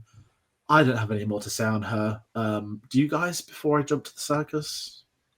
No, just in that she's also, they kind of have her and Flick. They clearly like rom-com staples. You Yeah. could imagine that he's kind of a Jimmy Stewart type. He's kind of a dreamer. She's a bit more of like a stressed out. I've got to do 101 things. I don't know how to relax. So I think she's very good in that role. I prefer Princess Atta to Flick, because at least there's a reason for her faffing. I think she's very good, and I think the scenes where she is trying to assert, like at the beginning, she's trying to assert herself as the next ruler, and Hopper comes and just like smacks her down verbally. Is really good. The whole was it the ants pick the food, the grasshoppers eat the food. That's a great scene of like, showing where she needs to get to. That she needs to sort of establish herself as a leader and not just sort of somebody who wants to please everyone. Yeah, I kind of wish she had more to do. I think if anything, if I would have kind of, again, part of that, if we spent more time off the island, I would have liked to at least been able to cut back and kind of go, okay, well, what's she doing? Which you get, but then I think if the character of the Queen hadn't been there, and it was, oh, the last Queen's died and she's finding her feet without Phyllis Diller's Queen, then it would be a different kind of character and performance. I wouldn't get rid of the Queen at all because I think she's fabulous. I love her. But I feel like without her there, it would have given Atta more independence, I guess. That she more of like, oh, you've been thrust into this. I've got my little sister. I feel like that could have been a different angle, which may have worked better. But I think she's a good character. I just wish she had more to do. And I'd like, Paul, you mentioned about that line about what Hopper says to her, and I really like that she spins that back round on him at the end, saying that ants get the food, the ants keep the food, and she has that confidence. She's able to kind of do that, and then she really earns the title of Queen at the end. So I like that she does have kind of that character progression development. Yeah. No, I appreciate that. I not jump ahead because I know I'm keeping on the clock as well. I feel horrible grouping these together, but these are the highlight, like one of the many highlights of this film. P.T. Flea Circus, I think, is one of the best groups I've seen in a Pixar film. If you even take the context of we're doing A Bug's Life, but it's primarily about ants. How are we going to show other bugs? To just take random insects, throw them together. And I'm sorry, but the pun as well on P.T. Flea is just fantastic. The greatest showman he may be. Also, John Ratzenberger, I love him as I know he's such a big part of Pixar. He's in every single film. I think after Ham, this is my favorite role of his that he does for them. Wow. He is flaming wall of death. I love it. It's such a. I think this is one of the characters where the voice is so well suited to the character too. Yeah. The fact it's a flea, the cookie boxes being the cart, and like I think is it centipedes or caterpillars like just pulling them along. Yeah. I think centipedes. I think. Yeah, I love the concept, the creation, as you said. They live in this world. But the troupe themselves, I know this is some actors, but I know he passed away very young. Joe Ramp, too, is a big part of Pixar. He was one of the animators, one of the writers, too. Me and my sisters spent many years when we were younger doing imitations of the caterpillar. Some of the best comic relief in all of Pixar, I think. I can't do the German accent on top. But I love this group. And the cast, the Beetle as well, voiced by, I forgot his name. Brad Garrett. Brad Garrett. Everybody loves He's Raymond. done a lot of Pixar. He's done a lot of Pixar films. Phenomenal voice, so well suited. I love this group. The one thing we'll talk about, I'll get to that a little bit later. But yeah, I love the circus. I think if they're not in it, I don't think the film could work as much. I think they nailed bringing in them as being more of a joke sort of thing. And it getting out of hand, as you said earlier, Paul, the lie that keeps to grow, phenomenal. Such a great way to do it with them. Yeah, and I think I just the person like it's like they picked an insect and they went, what would be a really good personality for a stick insect? What if he was a really intelligent guy? He's like, I'm always a sword, or a thing. Like the bit where he like does it, he goes, I am a sword, swish swish, wang wang. It's like great. What if we had a ladybird? What if the ladybird was a really angry New Yorker? It's like Dennis Leary, genius. You know, what if we had a black widow spider, but she was actually really motherly and really kind-hearted, and she was voiced by Bonnie Hunt? And my favorite was always Manny, voiced by Jonathan Harris from Lost in Space, as like this weird old mystic praying mantis. I just like, oh, the pain of it all. Always made me laugh. But it's like, also because there's that great bit where they're like, how did you do that? How did you do that trick? It's like, oh, a magician never reveals his secrets. It's so good. It's like, yeah, it's just like, they're like, oh, what? And then a butterfly was his glamorous assistant. I feel like they must have had a lot of fun just being like, that's a great idea. What else? What about a German caterpillar? What about these two Eastern European like cockroaches? They're constantly fighting each other. Tuck and roll.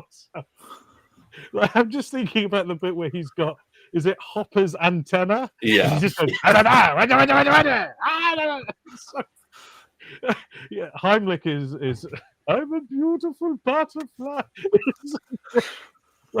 It's just that troop, I think, are some of the funniest characters, and all the voices in them are like, oh, that's such a. Again, it's like matching of the character to the voice and going like, it's a tiny little flea. Who's got the biggest voice we can think of? John Ratzenberger? That's genius. He's a flea. That's a great idea. Like, we've got this really angry ladybird that doesn't like being called a girl. Dennis Leary. It's like, that's really smart as well. I think it's all great. And I just, yeah, even thinking about it was making me really laugh. I love Manny though. I feel like we missed out by not having anything else of them as a collective. Yes, because they're just so good together, and they're so good. I mean, it's kind of crazy, George. Like what you said about kind of you and your sister kind of impersonating Heimlich. Me and my sister did the exact same thing where we just quote lines from Heimlich to each other. It would just happen. But then I have such tuck and roll. This watch really, really got, just when they're sat next to Flick, I think when they're on the way back to an island and Flick's just talking and they're just looking at each other and they're just like this.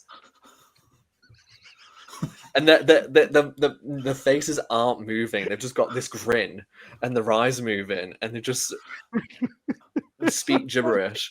And it's so good. But it's so good that you'll get those characters and then you will get David Hyde Pierce, who's just being kind of trying to be like, is so profound and being kind of like, I know this and oh, this is crazy. There's just him just being like, oh my eye, like he's going for it. It's so good. Bonnie Hunt's so chill. The Black Widow's just like, oh well, after my 12th husband died, and like that was great. Part of me was like, right now, if Madeline Kahn had voiced that character, and then she would have been like Mrs. White in Clue, you know, when she played her, and it's like, oh, after my third hurt, like he wasn't a very good illusionist. I don't know. I just feel like everyone is cast so well in this troupe. I hate P.T. Flea. Like, he's so annoying. When he comes in at the end and just ruins it, and he's like, sets the bird on fire. I'm like, you asshole! Like, I'm like, fuck you. Like, he frustrates me so much as a character, but it's a great performance, you know. And yeah, I wish we had more. I think everything about A Bug's Life, I'm like, I wish we had more. We'll get there. We'll have that chat. I'll make sure that chat today. They are screaming out for like a Disney Plus theatre troupe How has it not happened? series. I know half of them will need Because- to be recast. I know. I was going to but- say because half of them are dead. It's like Well, when you watch, yeah, but when you watch Toy Story 4 and it's like half this cast are dead. Like, they're all dying. Like, oh, no, Slinky's 'cause they- dead. Mr. Potato Head's dead. Mrs. Potato Head's dead. I don't think John Ratzenberger's got long left. Like, and it's the same with this one. It's like Jonathan Harrison's dead. Madeline Kahn's dead. John Ramp's dead. they Brad could Garrett's still. probably going to die soon. But I don't want to say that Only IP is not a 180. studio suit. But no, we'll get to that at the end because I really want Dennis to talk Leary about probably isn't allowed to do anything that isn't because of Ice Age. Well, Yeah, He's probably he's stuck not. doing Ice Age forever. But like, I can or do Manny if Twilight. they need me to. Oh, the pain, the pain. Oh, oh, my dear boy. We're going to talk about someone else's big part of this. Randy Newman. He's the second Randy. Pixar film, the second Pixar score. Randy Newman second. I don't have a lot to say on this score because I don't want to group his music together. There is something about his music that, well, it's not something. We know he's a great composer. His songs are great. I don't know if it's because it's the early Pixar, it's not humans again, that sort of conversation. His score works for this. It stands out for this. And I think it helps to create the Pixar brand as those films are going to get more and more. His music's a big influence on like the tone of them. And I think it's great in this. I don't have a lot more to add. I would add this. Was nominated for Best Score at the Oscars. Back in 1998, there was still no Best Animated Film Award. So that was the only Oscar talk we're going to get for this one. But have you two got anything to add on the score side of things? Yeah, his kind of composing. He's not my favorite Newman. That would be Thomas Newman, who went on to become like a staple of Pixar as well. It's He, his like, nephew, comes isn't in it? later on. I think so, or his cousin or something. But Thomas Newman comes in, he starts doing like all the other ones later on. But it works for the first half of the film, I think, in that it's a very kind of, his music's very laid back, and there's a kind of laid back chill vibe about his score. I do like the main theme. I think the main theme is really good. And I do like his song. I actually don't like You've Got a Friend in Me. I actually maybe because it's over. I like Strange Things. Oh well, yeah, that's a great song. I think Strange Things is the better song from Toy Story than maybe because You've Got a Friend in Me is overplayed. So when I hear it, I'm like, go away. Like Strange Things is better, and I Will Go Sailing No More is better because it's funnier. But this one, I just love that he's got such a funny voice. And I don't know what it is about his voice, but just when he said, "There's a bug," it's like, Randy, you're okay. Are you high again? Did you just watch that Family Guy episode that he's in? It's like whacking music, left foot, right foot. It's just Will Sasso used to do a really good impression of Randy Newman, where he just goes, "I still love LA." And it's a really weird song to end the film on. I will say that. I'm surprised it was nominated for Best Original Score. I think I'm really shocked. My theory is we don't have an animated award, so we'll just chuck them in for another category. That's my theory. Do you know why Best Animated Film was created? Because the Academy were genuinely concerned Shrek would win Best Film. There was a genuine concern that if they didn't create it, Shrek would win Best Picture. So they created, because it was back when it was 5 films before it went up to 10. So, and the only other animated film to be nominated for Best Picture is Beauty and the Beast, and they were like, we can't have Shrek win Best Picture. We just can't. So they created Best Animated Feature, and then Shrek won it. Original score's a really weird one. It's like, it's okay. It's not like great. It's not as good as Toy Story. I mean, it's solid.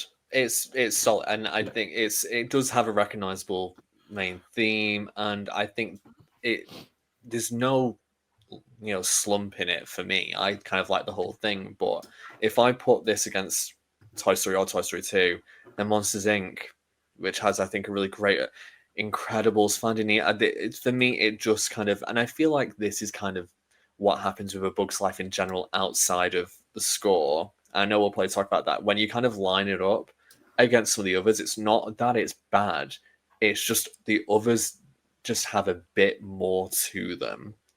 And I feel like the score's probably a good way to kind of like figure that out, because Randy Newman's not going to do a bad score for a Pixar film, to me. But it's just kind of a bit middle of the road, I guess, at worst, and it's and great at best. But I don't think you can say, oh, this is one of the best Pixar scores, or Time of Your Life is one of the best songs. I think it's a nice song, but again, it doesn't really stick out compared to others in the stratosphere.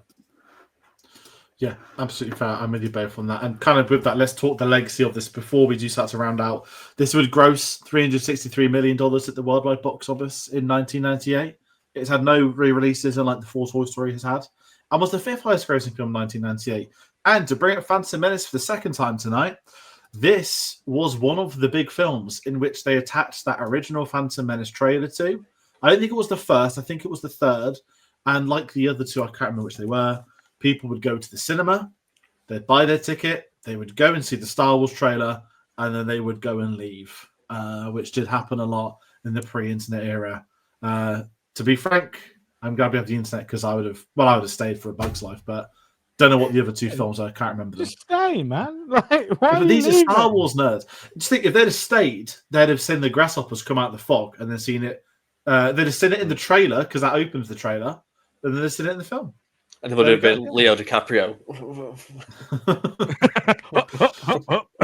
And it's kind of nice. Like, I'm only just thinking out, because obviously George Lucas was part of Pixar's origin. I'm sure Star Wars was just made sure it was attached to anything. Bugs Life probably benefit from that. George Lucas is happy to see one of his creations advertising his films for him.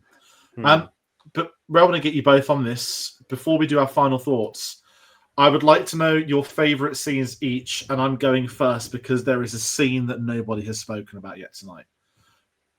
The moth calling to the light. The funniest scene in the film. I love it. I'm sad that we've not mentioned it yet. No, it's because this is when the logic is A Bug's Life. How do all these insects live? Pixar is asking us the questions and looking at the scenario. And there was another one I've forgotten that was quite not adult, but a bit more. It kind of makes sense. But the moth to the light was sensational. Like, not to be that guy, AI couldn't have wrote that. Only a human being could, and that's like 1 in a million. I think that's actually my dad's favorite joke in a kid's film, because he still quotes it today. I don't even think he remembers what it's from. He just randomly goes, "It's so beautiful." I remember that being like the trailer. Like, I just remember being a heavy part. Like, it's a pitch. Like, this is a film about bugs. That makes sense. I love it. My favorite scene. Oh, that's a tough one. I think it might be when they're putting on the play for the grasshoppers, because I just think it's really funny that they're doing like the history of this troop of soldiers, and there's like these little kids going, "Die, die!" It's like cuts to the grasshoppers, they're all crying. I think it's really funny. It's probably that would be my favorite bit. I've got to say, actually, that kind of scene gives me like hints or vibes of, in the Addams Family film when Wednesday and Pugsley are performing, and then they're like, spraying them in blood. Yeah, I get like that a little bit from it, it's great. Which is equally as great. I think just the introduction to the troupe, to be honest, and I think the whole scene in the bar, like, it's just so stupid, and the fact that it just flicks with the mosquito when it's asking for like O positive, and then it drinks all the blood and then just like blows up and goes and just falls. I don't know, just there's so much personality in that scene, and it just ends with just the bar just rolling because it's in a tin. I don't know, I get a lot of joy from that. And I think just the montage as well as like building the bird and stuff, and it's like everyone comes together. I like that kind of thing. That's very kind of easy. Like, it's always very satisfying. All the characters are getting on, and yes, this plan's going to work. Yeah, I vibe with that. Excellent. And if I'm heading to final thoughts, my final thoughts on Toy Story, not Toy Story. Oh my god, I need to reprogram myself. This is called A Bug's Life. It's on screen right now. A Bug's Story. I keep looking at the ball on the left on the logo. It calls to me. It's A so Bug's beautiful. Life. This has been, and I say this a lot, and it's not because I chat to you both. We're 2 episodes in. So there's going to be a lot more discussions to come out of 31 total, 32 including the top 10. And this is why I've missed doing retrospectives, because we take a film that maybe we've never spoke about on the channel. Maybe we've never spoke about it to each other, or we have, it's been a couple of sentences here and there and never really again. A Bug's Life is one of my favorite Pixar films. It's an important film from my childhood, and I think it's a great film, and I don't think it's spoken about enough. One of the reasons for that is because it remains an isolated individual film. It's not a franchise. It's within a studio, but it hasn't been franchised, which is sad. I'll get to that after this last segment. But I think this is a great film. I've enjoyed having this conversation with you both. I don't think I've ever spoke about Bug's Life for more than probably 5 minutes to people before. So this has been cathartic. This has been lovely. And it is an absolutely fantastic film. And when we do the top 10s at the end of the series, I can assure you all now, this will be in mine. And I hope it is in others. It'll be in mine.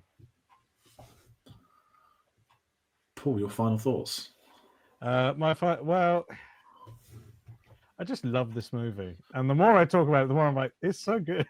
And just remembering all the bits that make me laugh, I'm just like, it's so funny. And it's just so, yeah, I just think it is great. And I am shocked.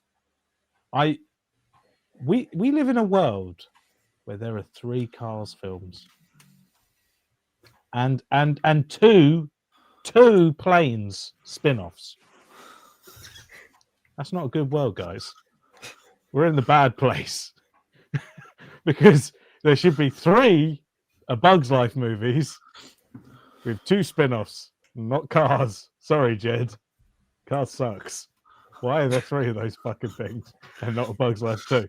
And do you know what makes me even madder?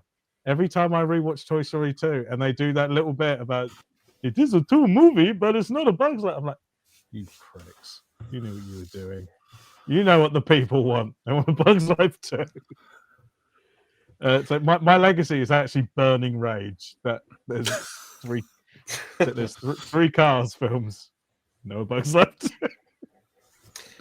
And we can't wait for Paul to talk about his thoughts on Cars on all 3 Cars retrospectives. It's literally just me going, shit. There should be a sequel. That's my final thoughts. I mean, I will say that blooper at the end of Toy Story 2 is great, and it's very, very funny. Like, I used to die laughing at that. I thought it was the most funny thing ever. But I also love when Pixar films speak to each other a little bit. They reference each other. Like in the bloopers in this one, I think Flick goes to infinity and beyond. Like when he's holding onto the dandelion, I'm like, yes. This bloopers. Right. I know. Bring back the bloopers. Fantastic. We love the bloopers. Oh, can we do another take? It's just so good. I love this film. It's one of the classics from my childhood. I don't know, based on how my current ranking is going, I don't know if A Bug's Life is going to be pushed out of the top 10, but I've got a lot of other Pixar films to watch, so we'll see. But I thought I said before, I wish there was more. I'm content with what we have. I think being a sophomore film, being between Toy Story 1 and Toy Story 2, such an early stage, I think with things like Monsters, Inc. and Finding Nemo and The Incredibles really kicking off and taking off and just being their own things, I think it's difficult to then look back at something like A Bug's Life, which ended in a nice way. There's no kind of like really obvious sequel idea, there. Even though I'm sure there's so many ideas that could be made from it. So for me, I just would like more people to talk about it. But yeah, I think unfortunately it just gets a bit lost in the pack nowadays, especially. But I mean, back then, 20 years ago, it was one of a handful of films that this studio created, and at that time, it was kind of knocking it out of the park again. So yeah, it's just nice that we've been able to give it a bit of more of a platform than I usually hear about it. Anyway, I don't think I've spoken to anyone about it for longer than 5 minutes before. So yeah. I like that, and kind of the reason I wanted to put this last, I know we spoke about a lot, is the fact there isn't a second Bugs Life film, and I think one of the modern criticisms of Pixar has been the sequels, the prequels, the continuations. Even with things like The Incredibles, they've shown we don't care if there's a 15-year gap. Even Coco is going to get a sequel now, and I think for me personally, not just a generational thing. You go back to those first 11 films. Okay, there's 3 Toy Stories within those. This is, I believe, outside of Up and Ratatouille, the only ones they haven't made a feature-length film sequel to. I'm probably missing one off the top of my head as well in that 11. Even Up ended up with a Disney Plus spin-off short film 20 years later. Was it Carl's First Date? I won't watch that principle. I'm sorry. I'm sure it's lovely animated. I won't watch it because that to me isn't part of what, irrespective of how good that could be. Up has such a perfect ending. Like I don't think you can expand on Up, right? Story-wise, character-wise. I think you can expand on Toy Story. I think you can expand on Monsters, Inc. with just the logic and the concept. But then they go back and do a prequel that no one really asked for them at uni. I think you can expand on Finding Nemo because it's the fucking ocean. And you could have James Cameron tunneling down it for a great cameo with Avatar. Incredibles is superheroes. I can't rack my head around the logic that there was no idea for a Bug's Life 2. There was no interest in a Bug's Life 2. And in the Disney Plus era of unnecessary spin-offs or digital shorts or whatever, how they still didn't touch a Bug's Life. And I don't want to jump ahead and blame things. I don't know if John Lasseter leaving the studio could have been a reason why. The passing of Joe Ranft, who of course voiced the Caterpillar, could it also be to do with that they wouldn't want to revisit this, especially as other actors have passed away, obviously in these roles. But as you said, Paul, that didn't stop them on Toy Story, and it's not going to stop them continuing to do so. So it's, for me, on a personal note, yes, this is a bit psychotic. And I could also go into a Tron discussion and say, well, maybe they'll announce a Bug's Life 2 like 20 years later, and then they cast Jared Leto and merges the film before it ever comes out. So sometimes it's great to know, okay, they haven't made more and arguably made it worse or damaged it. But at the same time, I think it's somewhat personally upsetting that this is just the one they just decided we're never going to touch. That was a success. That I think audiences would turn up for. And Disney loves to make money. So why don't they like to make this money? You know, I don't know. It is weird because, some of the stuff they make sequels out of, and you're like, that was really felt like a one and done. This is a world as opposed to like an Up, which is like, but that's the story of that man. That's done then. You solved the problem. It's the concept of it's a world of insects. Like there are other stories you could tell, other ant colonies, you could do something with it. But there's also the thing of like, is the idea of a sequel better than an actual sequel? Because we all wanted Incredibles 2 and it were kind of crap. We all wanted another Finding Nemo and it were kind of crap. Like, this is the problem, is that you then could be like, I really want Bug's Life 2, and they announce it, and then you're like, oh, it's not as good. Chris Pratt as Chris Pratt is Flick, and Jared Leto as Hopper. Oh no! I mean, you can expand upon anything, but whether or not it's a good idea or not is a completely different thing. So I'm like, you go for it, but you've got to be prepared that it's not going to be as good, and that audience reception might be negative. And I think that's the thing. I think what I can say anyway is that there's something quite comforting and nice about the fact that this 1998 film is a 1998 film, and that's that. And It's rare. Yeah, it's not been run through the mill and, has got so much other stuff out of it. I feel like something like Toy Story earned kind of having sequels made out of and stuff, and I think other things maybe were a bit more gut reactions, like, oh, we should do this. A Bug's Life is, in that kind of little bit of time where this, way of filmmaking was really developing and was a really new, exciting type of creative. And I like that. I think that's what draws me back to this film. So it's kind of nice that it's more than likely just going to sit here, and that's fine. I think, as I said before, I think my only thing is that I just wish more people knew about it. And or at least spoke about it. Whether or not that's doing a bit of a behind the scenes thing, or just kind of an official kind of retrospective on Pixar and kind of shining a light on the creation of A Bug's Life, I think that would be lovely. Getting people who were still around to be involved, I think that'd be great.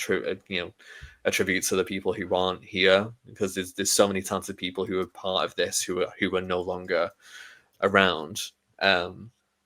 So yeah, I'm content without one, despite the fact that since I was probably about 5-6 years old, I've wanted one, A Bug's Life 2. But if I can deal with not having one after so many years, I think I can deal with it. I agree. I think it is the right debate to have. I think kind of the last thing I'll say on it is what Paul said, right? It's the fact that we've ended up with 3 Cars films. I know that's a bad example, but where they've chosen to go, that's where I'm lost. Like, did no one have an idea for what they want to do? But as you said, Sam, it makes it exciting for the retrospective. It is nice it sits on its own, that it was this perfect little 1998 then. At the earliest days of Pixar too, sandwiched between the Toy Stories. And I always will love it and respect it for that. And it's kind of why I wanted to end it on the sequel talk rather than final thoughts, because I think it is kind of a part of this legacy that people are like, why didn't they do more?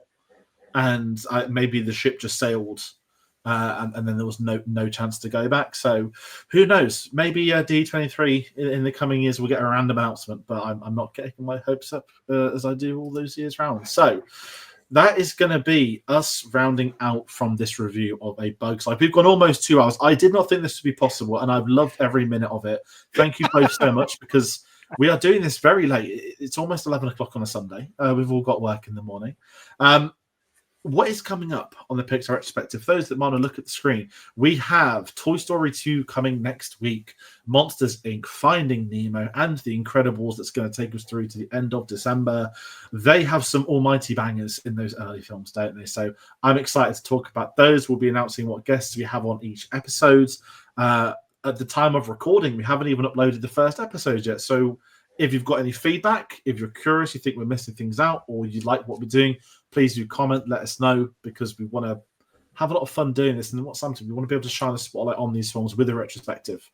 But before we do round out, Paul, where can the people find you and what are you up to? So as people who've been on this channel before will know, I'm still editing for Film Hounds magazine. You can find me, Paul Klein Yo with 2 O's, on Twitter. And then from there, you can find me on TikTok, Letterboxd. Or, if it's social media, I've got one. Excellent. Sam? Yeah, well, I'm still on Twitter, Instagram. I'm sure my links are somewhere anyway. I've now, since last time I really was on Cinema Savvy, I've now the co-host of a James Bond podcast called Bond Again. So that's available on streaming if anyone wants to listen to two guys talk about James Bond and about kind of all the recent updates that are going on in the world of Bond. So our Instagram is @BondAgainPod if you would like to check out more. Absolutely, everybody, please follow these two. We will be back on the channel. We are beginning our Christmas series this Sunday, the 7th of December. We've also got some new reviews, new releases to do. We'll cannot wait to start recording those. We've planned all of that out today, which has been lovely, and I'm glad I've remembered to say that on this stream too. So that is me rounding out. Thank you both so much for joining me tonight, for being involved. Thank you all so much for watching at home. We will see you on the next one. Take care.